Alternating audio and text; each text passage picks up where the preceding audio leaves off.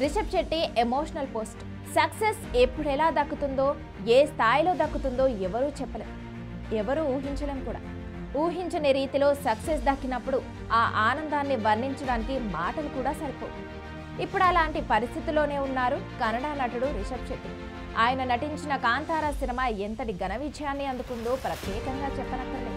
Kantara cinema block buster అయిన నేపథ్యంలో ఆ సినిమాకు ప్రీక్వెల్ గా కాంతారా చాప్టర్ 1 కూడా తానే స్వీయ దర్శకత్వం వహిస్తూ నటించి రీసెంట్ గా ప్రేక్షకుల ముందుకు తీసుకురాగా ఆ సినిమాకు ఫస్ట్ షో నుంచే అదిరిపోయే రెస్పాన్స్ వచ్చింది.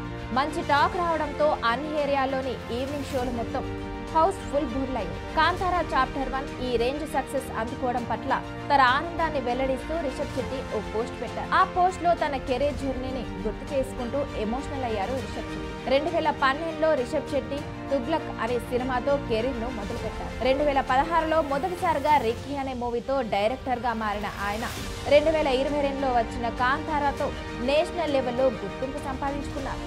చిన్న సినిమాగా రిలీజ్ అయిన కాంతారా బ్లాక్ బస్టర్ టాక్ ను తెచ్చుకోవడమే కాకుండా భారీ కలెక్షన్లు, అవార్డులను కూడా సొంతం చేసుకుంది.